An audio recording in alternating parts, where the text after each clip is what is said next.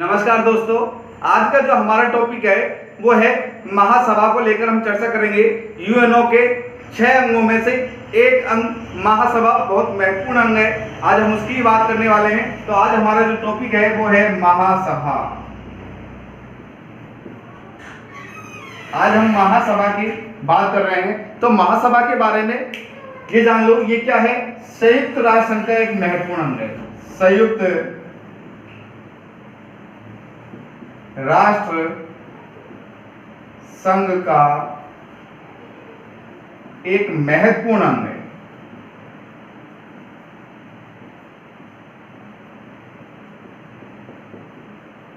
क्या है ये? संयुक्त राष्ट्र संघ का एक महत्वपूर्ण अंग है। और इसके बारे में कुछ लोगों ने क्या क्या बात कही है, उस बात को हम बात करते हैं। तो इसको क्या कहते हैं? संयुक्त राष्ट्र संघ की व्यवस्थापिका भी कहा जाता है। क्या कहा जाता है? संयुक्त राष्ट्र संघ की व्यवस्थापिका भी कहा जाता है। ये क्या है? संयुक्त राष्ट्र संघ की व्यवस्थापिका है। अब इसके बारे में बांडेनबर्ग क्या कहता है वो भी हम देख लेते हैं। एक व्यक्ति है, विचारक है, बांडेनबर्ग।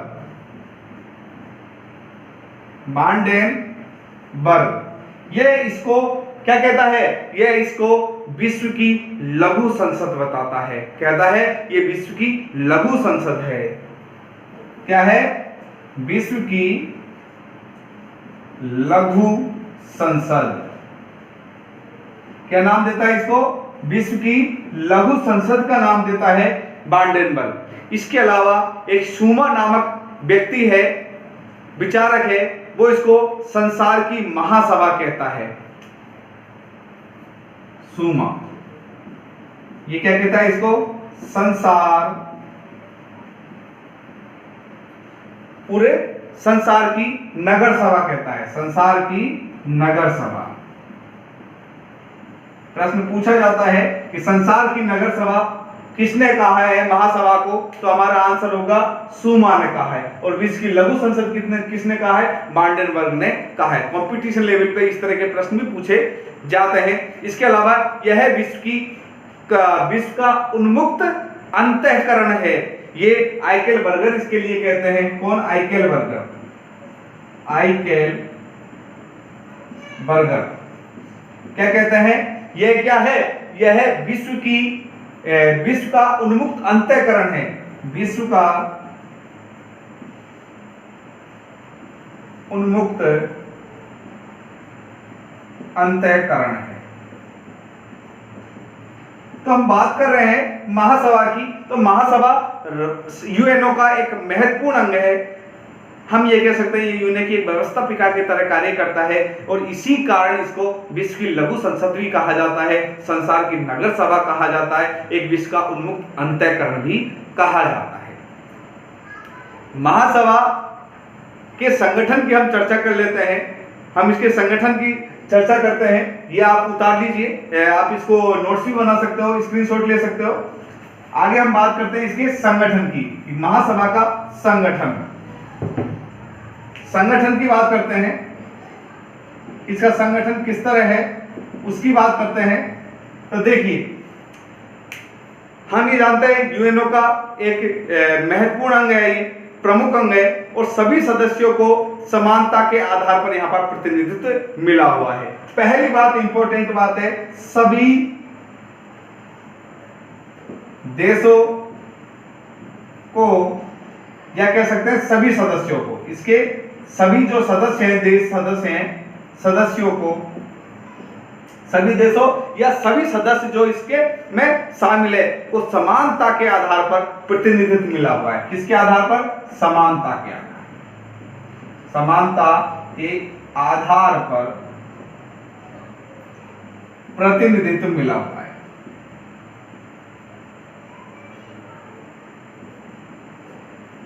मिला हुआ है। सुरक्षा परिषद की तरह नहीं है कि कुछ ही देशों को महत्वपूर्ण भूमिका अदा करने का प्रतिनिधित्व है, वीटो पावर है। यहां पर सभी सदस्यों को समानता के आधार पर प्रतिनिधित्व मिला हुआ है। सभी सदस्य एक मत देते हैं, सभी को एक ही मत देने का अधिकार है। तो तो दूसरी बात हम कह सकते हैं सभी को एक ही मत अर्थात एक ही वोट देने का अधिकार है। सभी को एक ही मत देने का अधिकार,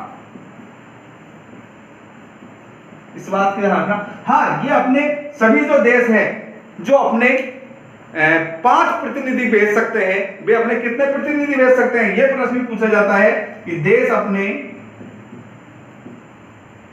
5 प्रतिनिधि भेज सकता है। कितने?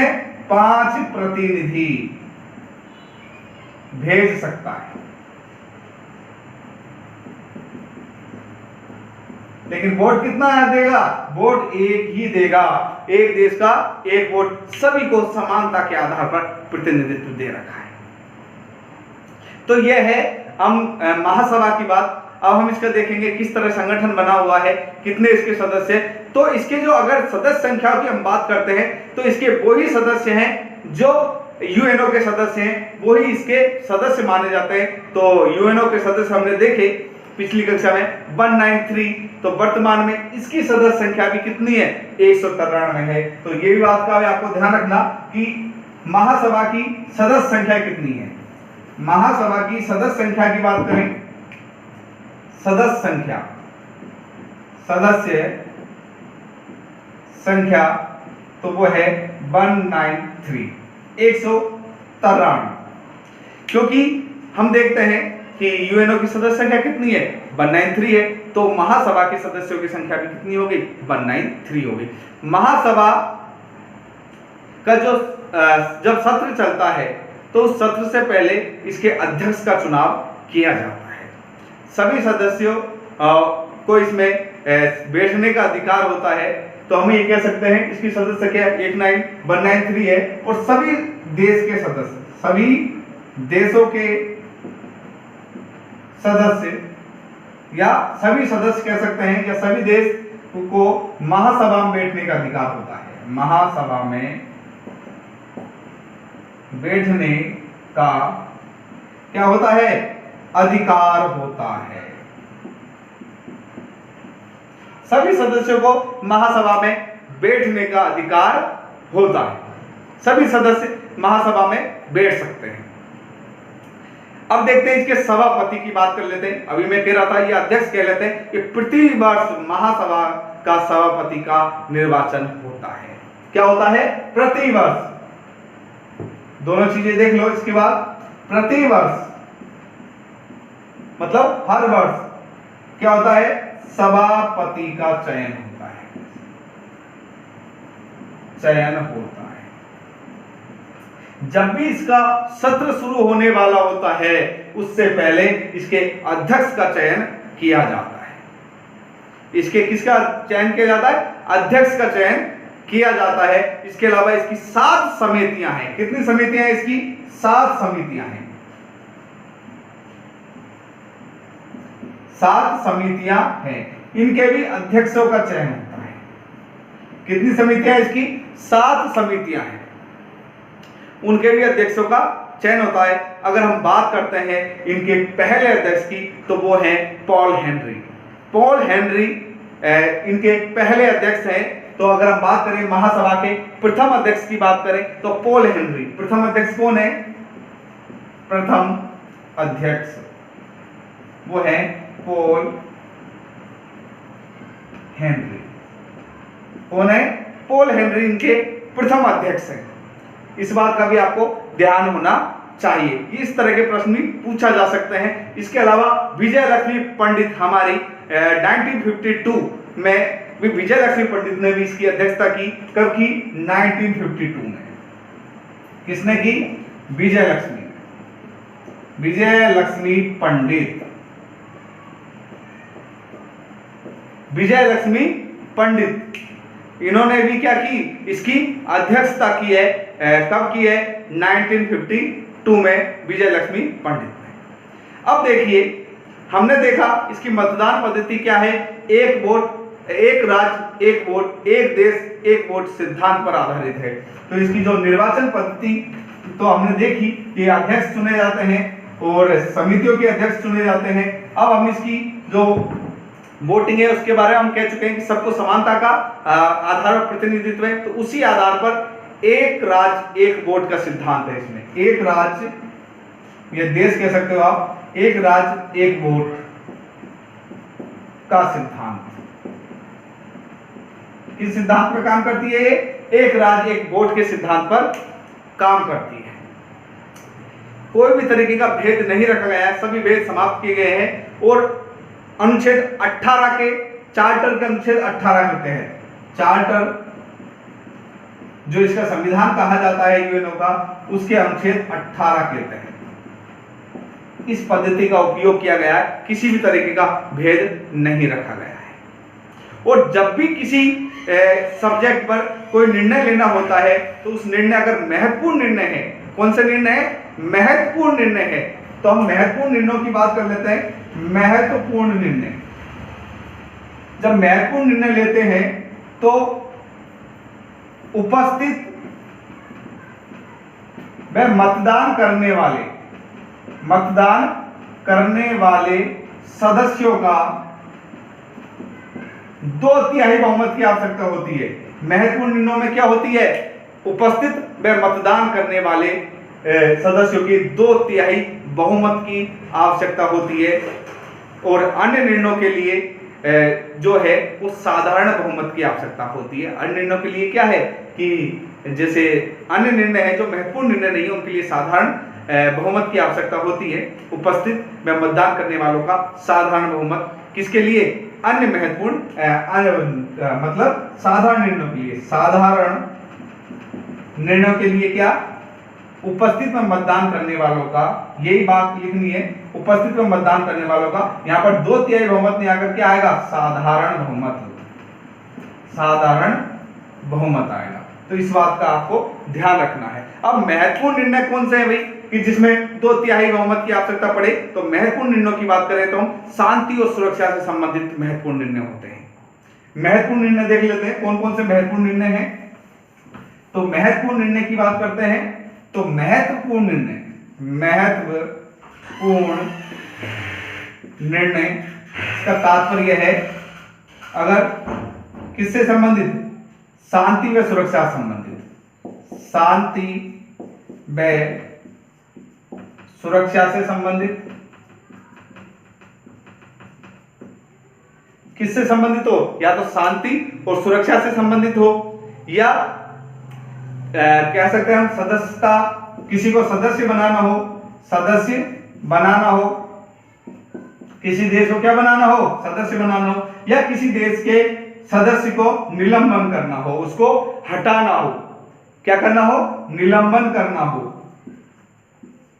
किसी देश का सदस्यों का निलंबन करना हो या निष्कासित करना हो, किसी देश के सदस्य का निर्वाचन करना हो, तो क्या कर सकते हैं? इसमें ये महत्वपूर्ण निर्णय आते हैं। तो इसमें 2/3 उपस्थित में मतदान करने वालों का 2/3 बहुमत चाहिए और अन्य चीजों के लिए साधारण बहुमत, उपस्थित में मतदान करने वालों का साधारण बहुमत की आवश्यकता होती है। अब बात कर लेते हैं हम कि इसकी बैठक कब होती है, अधिवेशन कब होता है। तो अधिवेशन जो इसका होता है, अधिवेशन जो होता है वो प्रत्येक वर्ष, ध्यान रखना बहुत सी बुक्स में गलत दे रखा है, प्रत्येक वर्ष के सितंबर माह में। कब? सितंबर माह के तीसरे मंगलवार को। सितंबर माह के कौन से? तीसरे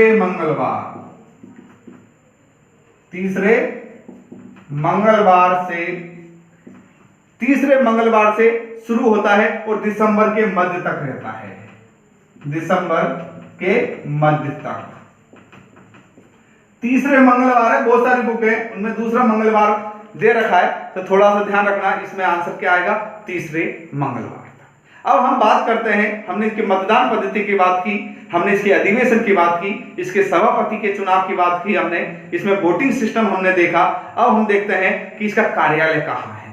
तो इसका जो कार्यालय है वो मैनहट्टन द्वीप जो न्यूयॉर्क में है, वहां इसका कार्यालय है। कार्यालय कहाँ है? कार्यालय वो है मैनहट्टन हट्टन जो द्वीप है कहां पर, न्यूयॉर्क, वहां पर इसका कार्यालय है। ध्यान रखिए इसका कार्यालय कहां है, मैनहट्टन द्वीप न्यूयॉर्क में। बहुत बार इसके कार्यालय संबंधित प्रश्न भी पूछे जाते हैं। भाषा की बात कर लेते हैं, इसमें किन किन भाषाओं को के आधार पर वो दे रखी है, भाषाओं कौन कौन सी भाषाएं अपनाती है ये महासभा, किन भाषाओं पर। तो जिस तरह यूएनओ की भाषा हमने देखी उसी तरह इसकी भाषा में भी अंग्रेजी, चीनी, रूसी, फ्रांसीसी, स्पेनी और अरबी है। कौन कौन सी है भाषा, अगर हम भाषा की बात करें तो चीनी, अरबी, रूसी, फ्रांसीसी, चीनी हो गई, अरबी हो गई, रूसी हो गई, फ्रांसीसी हो गई, स्पेनिश और अंग्रेजी। 1 2 3 4 5 6 है ना। और फ्रांसीसी और अंग्रेजी की मुख्य भाषाओं को में माना गया है, कार्यकारी भाषा मानी गई है, लेकिन ये 6 भाषाओं को मान्यता प्रदान करता है। मैनहट्टन द्वीप में इसका कार्यालय है। अब हम देखते हैं इसके अधिवेशन। तो हमने देखा अधिवेशन इसका मंगलवार, प्रत्येक सितंबर मंगलवार में को इसका अधिवेशन होता है। लेकिन अगर इसका विशेष सत्र बुलाना है तो विशेष सत्र भी इसका बुलाया जा सकता है। कब बुलाया जा सकता है, जब महासभा अपने 1/2 सदस्यों से अधिक, कितना, महासभा अपने 1/2 सदस्यों से अधिक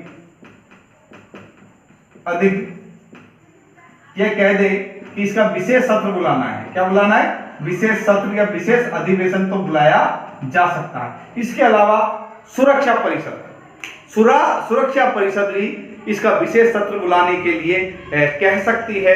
वो अपनी वोटिंग के आधार पर इसका विशेष सत्र बुला सकती है। तो सुरक्षा परिषद भी बुला सकती है इसका विशेष सत्र, तथा इसका जो विशेष सत्र है वो महासभा भी बुला सकती है।